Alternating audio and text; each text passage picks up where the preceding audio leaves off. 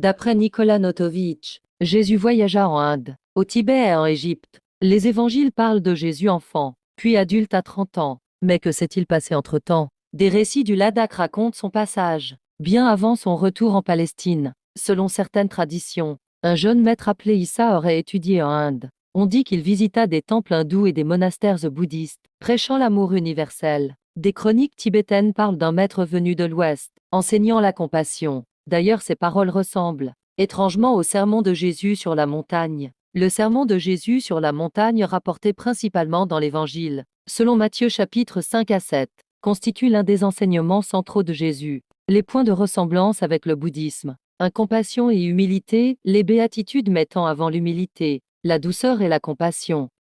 Les deux traditions valorisent l'ouverture du cours et la solidarité avec les autres.